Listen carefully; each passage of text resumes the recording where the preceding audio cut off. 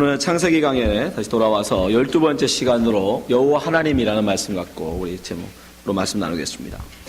우리가 다시 한번 지난 시간까지 배웠던 것을 복습하기 원합니다. 첫째 날부터 일곱째 날까지의 창조를 우리 지난 시간까지 배웠습니다.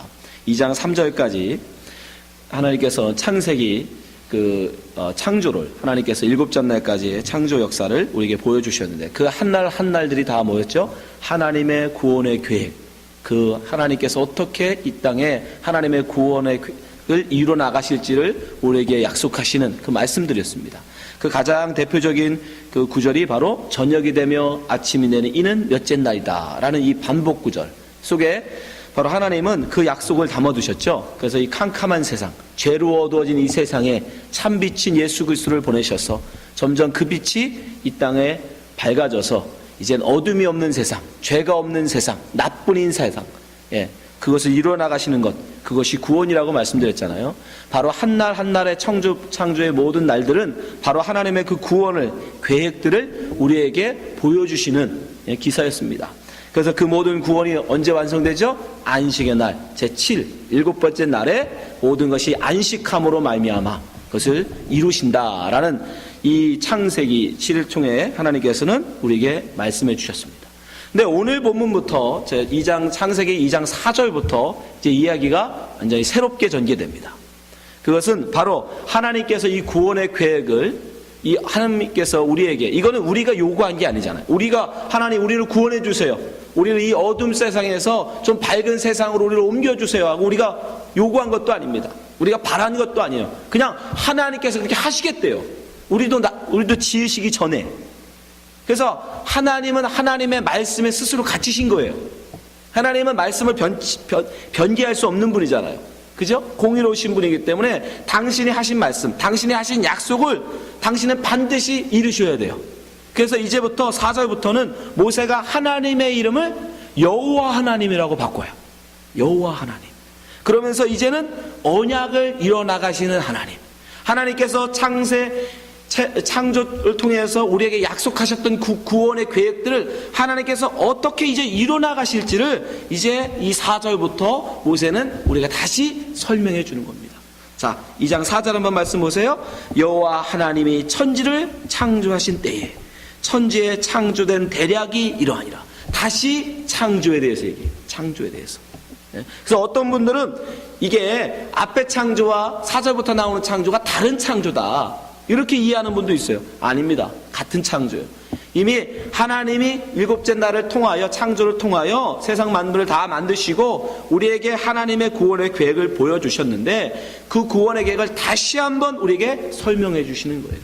그 근거 구절이 뭐냐? 바로 하나님의 부르는 호칭, 여호와 하나님이라는 호칭 때문에 우리가 그걸 알 수 있는 겁니다. 그 전까지 모세는 하나님을 뭐라고 불렀어요? 하나님이라고 불렀어요. 히브리 원어로는 그냥 엘로힘.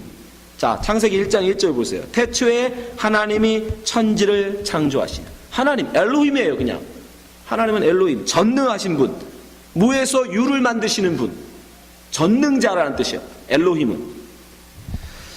이 엘로힘이 2장 4절부터는 이제 하나님에 대한 호칭을 여호와 하나님이라고 바꿔요.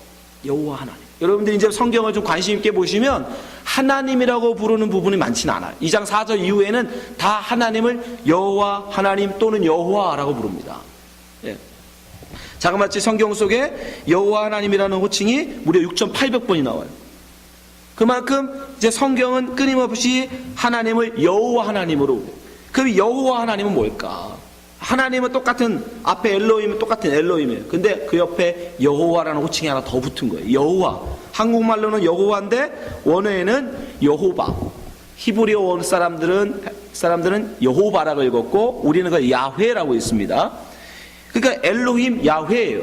엘로힘 야훼. 그러니까 왜 모세가 하나님 엘로힘을 2장 4절부터는 엘로힘 야훼라고 부르는지, 그 야훼의 뜻을 알면 우리가 그것을 짐작할 수 있는 거 아니겠습니까? 그럼 하나님의 그 야훼라는 이름의 뜻이 뭔가, 그것을 우리에게 설명해 주신 것이 출애굽기 3장 14절이에요. 자, 출애굽기 3장 14절 가보세요. 하나님이 모세에게 이르시되 나는 스스로 있는 자니라. 하나님이 하나님에 대해서 설명해 주시는 거예요. 나는 스스로 있는 자니라.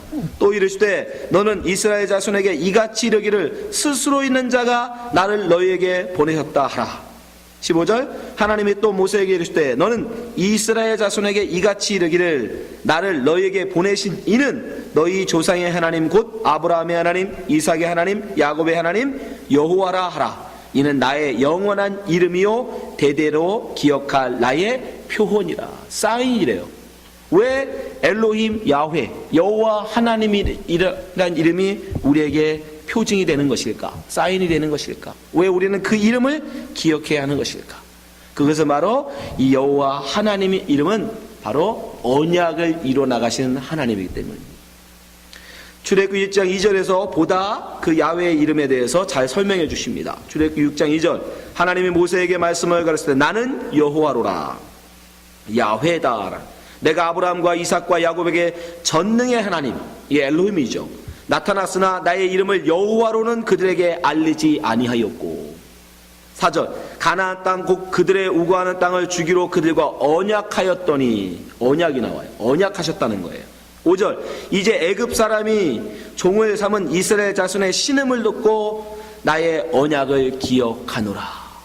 무슨 말이에요? 이제는 언약하신 그 언약을 이루어 가시는 하나님, 그게 바로 여호와 하나님의 이름이에요. 야훼, 그건 뭐냐면 언약하시고 스스로의 능력과 열심히 언약을 맺으시고 언약을 이루시는 분이라는 뜻이에요. 스스로. 여호와는 스스로 있는 분이라잖아요. 그러니까 스스로 약속하시는 거예요.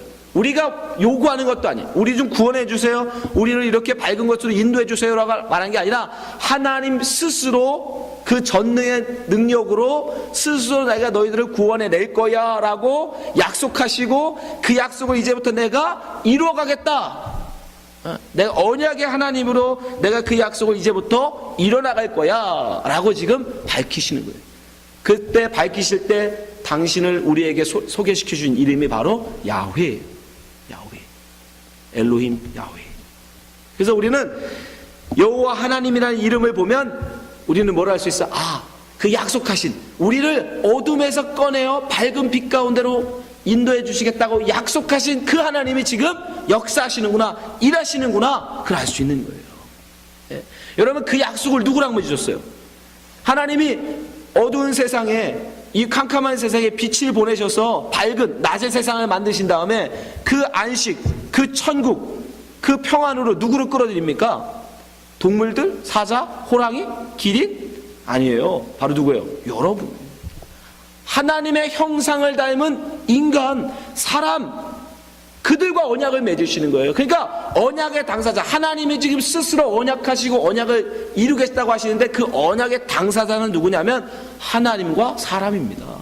하나님과 사람이 맺으신 언약이에요. 그래서 이제부터 사실은 창세기 2장 4절부터는 바로 이 언약에 초점을 맞춰서 성경이 기록돼요. 그래서 6,800번이나 계속 언약의 하나님 여호와 야훼의 이름을 계속 반복하는 거예요. 그래서 성경을 우리가 뭐라고 불러요? 언약의 책. 그래서 구약이라고 부르는 거예요. 옛 언약, 새 언약. 그래서 성경은 언약의 책인 거예요. 그 여호와 하나님이라는 뜻은 뭐예요? 그 언약을 지켜 나가시는 분이란 뜻인 거예요. 그러니까 여러분 이 4절부터 나오는 이 창조, 다시 한번 기록되어지는 이 창조의 기사는 앞에 나온 2장 3절까지의 창조와 전혀 다른 별개의 창조가 아니고, 앞에 창조는 엘로힘, 전능하신 하나님으로서 무에서 유를 창조하신 창조의 기사를 기록한 것이라면, 4절부터 나오는 창조는 이제 언약하고 그 언약을 이루어서 나가시는 하나님이 언약의 당사자인 사람과 어떻게 언약을 맺어 나가시는지를, 그 언약을 구체적으로 성취해 가시는지를 우리에게 설명해 주는 거예요. 다시 한번. 그래서 오늘 본문 속에도 보면 뭐라고 해요? 4절에 대략, 천지 창조된 대략이 이러하다라고 나오잖아요. 대략이라는 단어. 그쵸? 한번 다시 보세요. 창세기 2장 4절. 여호와 하나님이 천지를 창조하신 때에 천지에 창조된 대략이 이러하니라. 이 대략이라는 단어, 예? 토르도트, 이 말도 기원이라는 거예요. 기원에 관한 기록.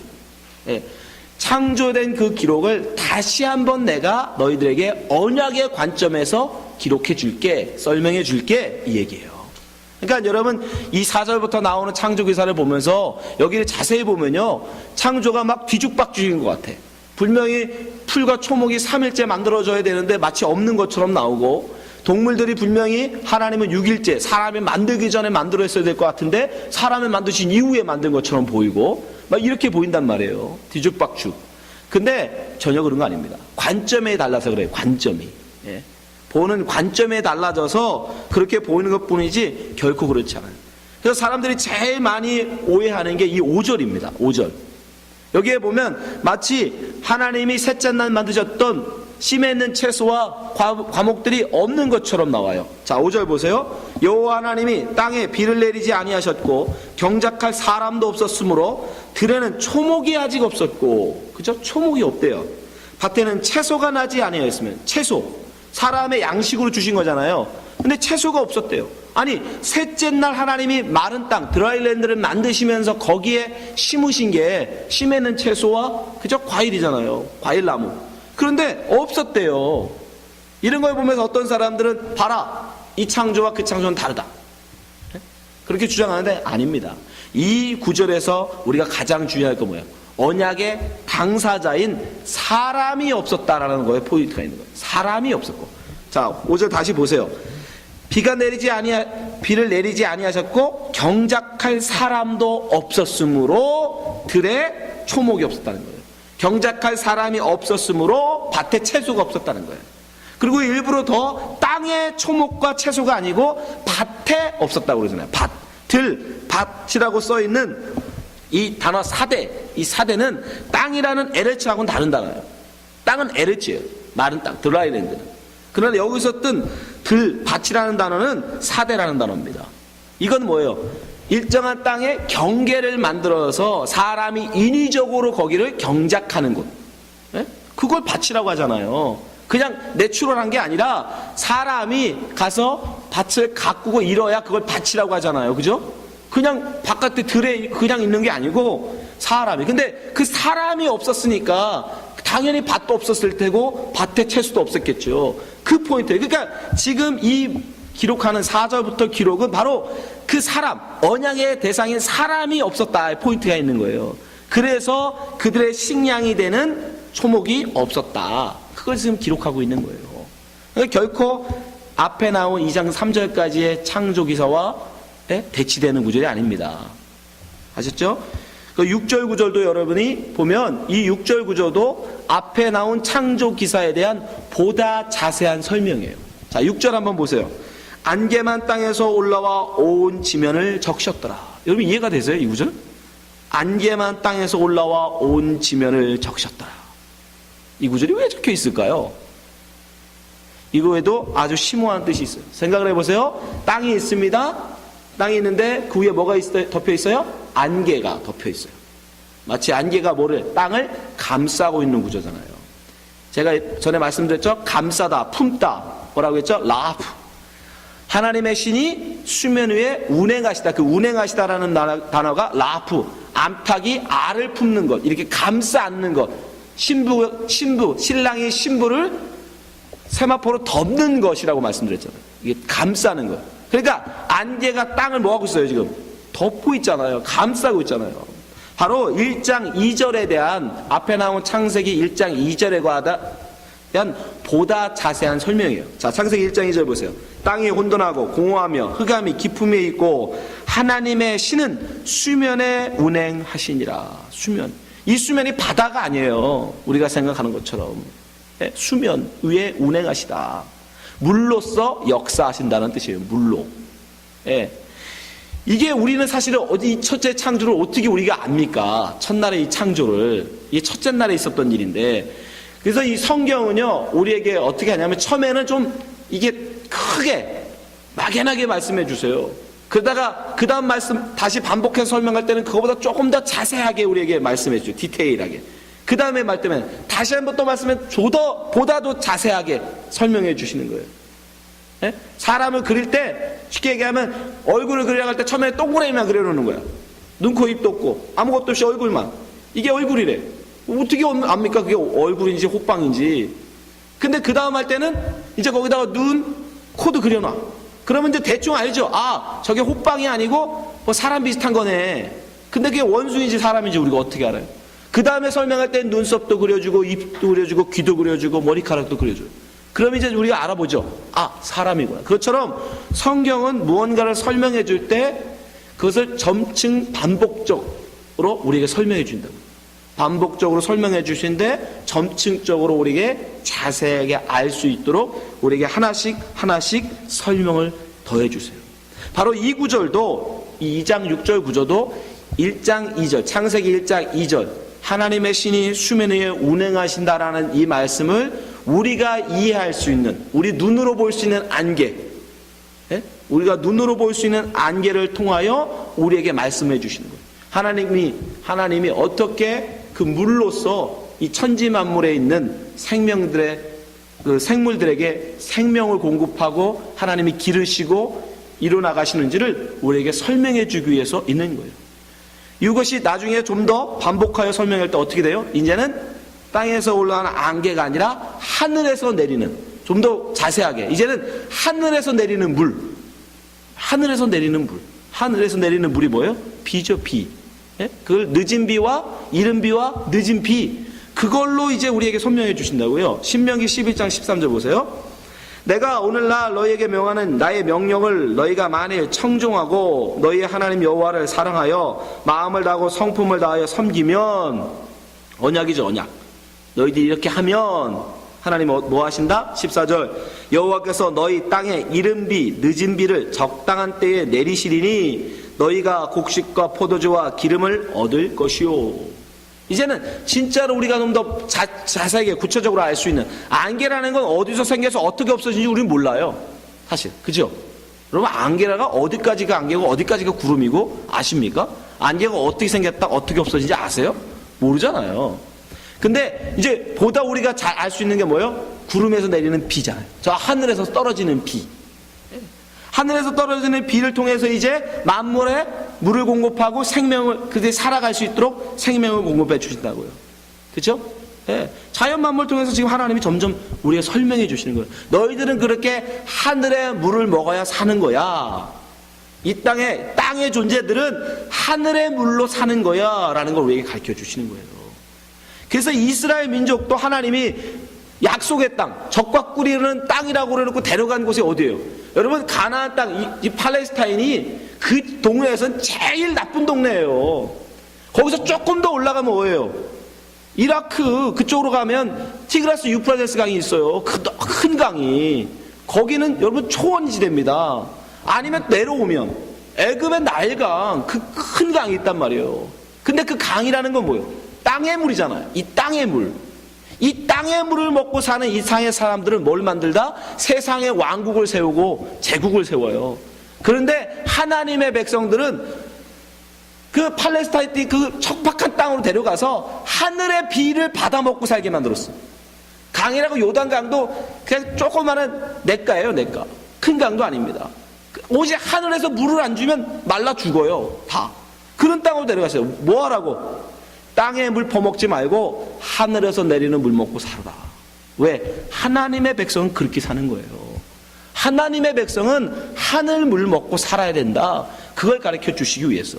그러니까 물이 뭐길래 바로 하나님의 물이. 그래서 호세아서는 뭐라고 하냐면 비가 내리면 하나님의 임재의 상징이다라고 해요. 호세아서 6장 3절 보세요. 그러므로 우리가 여호와를 알자. 힘써 여호와를 알자. 그의 나오심은 새벽빛같이 일정하니 비와 같이 땅을 적시는 늦은 비와 같이 우리에게 임하시리라. 하나님이 어떻게 임하신대요? 비가 내림같이 임하신대요. 맞잖아요. 하나님도 하늘에서 내려오시니까. 하늘에서 내리는 비는 하나님의 임재의 상징이에요. 우리는 그 하늘에서 내리는 그 비를 먹고 삶같이 하나님을 바라보고 살아야 된다. 그걸 말하는 거예요. 그래서 이 땅에 이제 좀 더 그것이 정말 뭔지, 실체가 뭔지, 진리, 그 진리가 뭔지를 누가? 예수님이 와서 말씀해 주시죠. 그건 뭐다? 바로 나를 얘기한 거다. 물을 가지고 오신, 하늘에서 물을 가지고 온, 우리가 먹어서 영생할 수 있는, 참된 생명을 얻을 수 있는 이 땅의 물을 먹으면 여러분 어떻게 해요? 살죠. 목마른 자가 물을 먹으면 살죠. 그러나 그 물을 어떻게 해요? 계속 먹어야 돼요. 그죠? 한 번 먹어갖고는 안 됩니다. 계속 목마를 때마다 먹어야 살아요. 그런데 정말 진짜 생수는 한 번만 먹으면 돼요. 예수님이 뭐라고 했어요? 자, 요한복음 4장 13절. 예수께서 대답하여 가라사대 이 물을 먹는 자마다 다시 목마르거니와. 땅의 물, 땅에서 솟아나는 물, 우물이에요. 우물가에서 말씀하신 거잖아요. 사마리아 여인하고 우물가에서.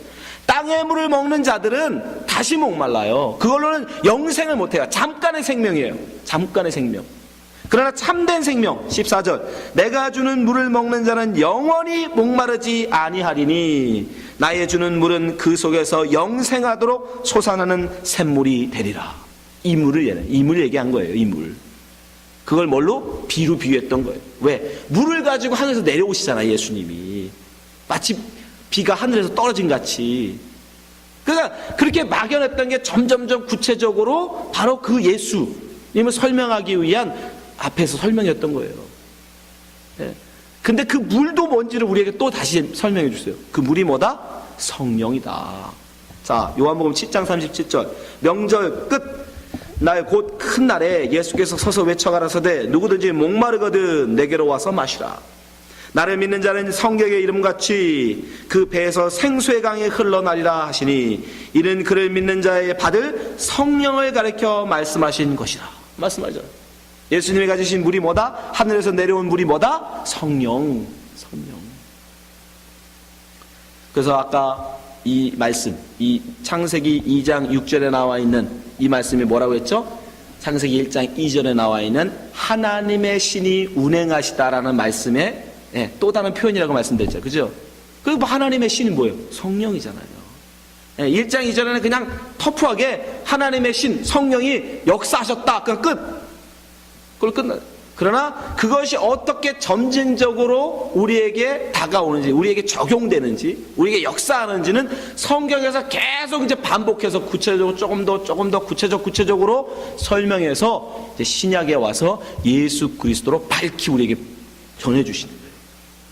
그러니까 여러분 여기에 있는 한 구절 말씀 한 구절이 그냥 아무런 의미 없이 뒤죽박죽 막 있는 게 아니라니까요.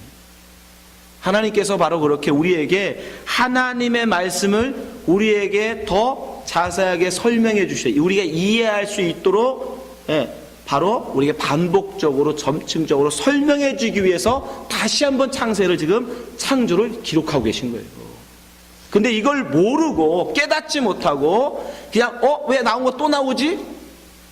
왜 순서가 이렇게 막 뒤박죽이지? 그건 뭐예요? 그건 본인이 모르는 거예요. 사람들이 자기의 지혜로 성경을 해석하려고 하니까 진리로 하나님의 언약의 말씀 그 진리로 해석하려고 하지 않고 어떻게 하든 성경을 잡고 어떻게 하든 오류를 찾아내려고 하는 사람들이 있죠. 여러분 그러면 안 됩니다. 그래서 베드로후서가 뭐라고 우리에게 권면합니까? 베드로후서 1장 20절 먼저 할 것은 경의 모든 예언은 사사로이 풀 것이 아니니. 굉장히 두려운 말씀이에요. 사사로이 개인적으로 자기의 가치 자기의 그 작은 지식 가지고 개인적으로 풀지 말라는 거예요. 그 성경을 제발 보지 말라는 거예요. 21절 예언은 언제든지 사람의 뜻으로 낸 것이 아니 오직 성령의 감동하심을 입은 사람들이 하나님께 받아 말한 것임이니라. 그래서 뭐라고 합니까? 성경을 사사로이 풀어 전하는 것을 성경은 죄라고 얘기해요. 위험한 거예요. 사실 두려운 겁니다, 여러분. 저도 사실은 늘 말씀을 전하고 있지만 사실 여러분 두려운 일이에요. 제가 여기서 조금만 삐딱 잘못 전하면 여러분들은 예수님 말씀하신 대로 소경을 인도하여 구덩이로 가는 거예요. 여러분들은 저를 위해서 늘 기도하셔야 돼요. 말씀 바로 깨닫고 온전히 전하게 하여 주옵소서. 사사로이 전하지 않게 하여 주옵소서. 내 욕심 채우기 위해서, 내 인기 얻기 위해서, 여러분 또 비유에 맞는 말 전하기 위해서 그런 사람 되지 않기 위해서 여러분 늘 기도하세요. 여러분도 마찬가지예요. 여러분 성경을 읽을 때 여러분 성경 속에서 여러분의 안위를 얻으려 하고 여러분이 어떤 뭔가 하나님 앞에 구하는 어떤 응답을 찾기 위한 그런 말씀으로 성경을 보지 마십시오. 사람은요 자기가 생각한 대로 읽어요. 자기가 보고 싶은 대로 읽어요. 사람이 다른 사람 말 들을 때도 마찬가지잖아요. 자기가 듣고 싶은 것만 듣거든요. 근데 분명히 성경은 우리에게 말씀합니다. 성경은 뭐만 약속, 하나님의 구원에 관해서만 기록한다라고 얘기해요. 요한복음 20장 3절 보세요. 예수께서 제자들 앞에서 이 책에 기록되지 아니한 다른 표적도 많이 행하셨으나, 여러분 성경에 기록된 것만 예수님이 행하신 게 아니에요. 그것만 해도 굉장히 많이 했대요. 근데 왜 요것만 기록했느냐? 이 31절, 오직 이것을 기록함은, 요것만 기록한 것은 너희로 예수께서 하나님의 아들 그리스도이심을 믿게 하려 함이요, 또 너희로 믿고 그 이름을 힘입어 생명을 얻게 하려 함이니라. 성경은 구원밖에는 관심 없어요. 하나님의 언약의 성취밖에는 관심 없어요. 언약밖에는 관심 없어요. 그래서 구약 신약이에요. 네? 언약의 책이에요. 여기에서 무슨 자기의 위로를 얻으려고 하고, 우울증을 치료하려고 하고, 어떤 병 고침에 어떤 해답을 찾으려고 하고, 출세의 길을 찾으려고, 심지어 어떤 사람들은 예수 그리스도를 CEO로 봐요. 성공적인 CEO가 되는 방법, 그걸 성경에서 찾으려고 그래. 그런 거에 관심 없어요. 여러분이 부자 되는 거 성경은 관심 없어요. 여러분들이 이 땅에서 천년만년 사는 거, 그런 거 관심 없어요. 오직 성경은 뭐에만 관심 있다? 생명, 참된 생명, 하늘로부터 내리는 그 참 생명, 예수 그리스도가 가슴에 품고 오신 그 영생할 수 있는 그 생명, 그거밖에는 관심 없어요. 그러니까 우리도 뭐에 관심, 그거에만 관심 가져야 되는 거예요. 그거만. 근데 우리는 그걸 뭐에다 싸고 오셨나? 금보자기에 혹시 싸갖고 오시지 않으셨을까? 금보자기에다가 아주 값비싼 항아리에다가 싸고 있으면 그 항아리도 나한테 같이 주지, 이런 거죠. 그거 팔아서 이 땅에서 부자 되려고. 그런 거 관심 갖지만, 성경을 읽을 때는 오직 뭐에만?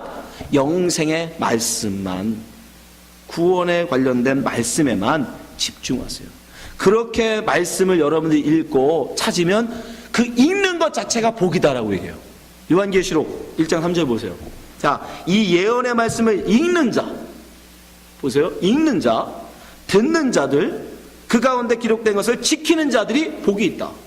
한 사람 아니에요. 세 개 다 해야 된다가 아니에요. 듣는 것만으로도 복이라는 거예요. 네? 읽는 것만으로도 복이라는 거예요. 듣고 행하는 것도 복이라는 거예요, 여러분. 여러분들 지금 하나님의 말씀으로 여러분 생수로 듣고 있으면 그게 여러분에게 복이라는 거예요. 다른 걸 제발 복으로 좀 생각하지 마세요. 이 말씀 듣고 내가 어떻게 사람들로 칭찬받고 인정받고 존경받고 이래야 나 복 받았어, 나 신앙생활 잘하고 있어. 아니요, 여러분 신앙생활 잘하고 있어요. 다른 데 가지 아니하시고 이 알아듣기도 어려운 하나님의 말씀이라고 좀 듣고 있는 거, 한 번도 듣도 보도 못했던 말씀을 여러분들이 지금 진리의 말씀으로 믿고 의심하지 않고 듣고 있다면 그 들음이 복이라니까. 저도 이 말씀 옛날에 듣지 못했어요. 근데 정말 깨닫고 보니까 성경은 그것만 기록해요. 진리만, 오직 예수 그리스도만. 여러분, 이 영생의 말씀에만 귀 기울이세요. 이 땅에서 참시장가 있다가 호화롭게 살다가 가든 거지로 살다가 가든 그것이 무엇이 중요합니까? 거지로 살면서도 거기서 진리를 깨달으면 그게 복인 거고, 부자로 살다가 하더라도 그 속에서 헛되고 재물이 헛됨을 알고 진리를 깨달으면 그것도 복된 거예요. 짧은 인생 살다가 하나님이 이 생명이 하나님 손에 달려있음을 깨닫고 가면 그것도 복인 거고, 장수하며 살면서 야 하나님의 은혜로 내가 생명을 누린다는 걸 깨닫고 가면 그것도 복인 거예요. 하나님이 주신 그 모습대로 내게 안에서 하나님의 진리의 말씀을 깨달으면 그게 다 복인 거예요. 힘든 삶 주셔서 그 속에서 고단한 신앙생활을 하면서 진리를 깨달으면 그것도 복인 거예요. 편안한 삶 주셔서 편안하게 신앙생활하고 하나님은 그것도 복인 거고, 중요한 건 말씀을 어떻게 듣는, 이 예언의 말씀을 들음이 문제인 거예요. 여러분들 오늘 이 말씀 기억하시고 진리의 말씀 아직은 막연할 수 있습니다. 아직 못 깨달을 수 있어요. 그래서 제가 있는 거 아닙니까? 우리가 하루하루 계속 말씀을 사모하시면서 여러분 들어가시죠. 그래서 진리의 말씀이 여러분들을 주관케 하셔서 다시는 목마르지 않을 진리의 말씀을 받으시는 여러분 되시기 바랍니다. 그때 우리는 구원을 얻을 수 있습니다. 기도하겠습니다. 하나님 아버지, 우리가 수많은 설교를 들었습니다. 수없이 많은 성경을 읽어봤습니다. 그러나 우리가 전에는 몰랐습니다. 이렇게 하나님의 말씀이 하나로 뚫려 있는 줄 몰랐습니다. 이렇게 진리의 말씀으로 오직 영생에만 하나님께서 우리에게 전하고 계셨음을 우리는 몰랐습니다. 주님, 이제라도 알려주시니 감사합니다. 이제 진리의 말씀을 들었사오니 진리로 하나님 눈뜨게 하시고 진리를 사모하는 저희들 되게 하여 주시옵소서. 예수님 이름으로 기도합니다. 아멘.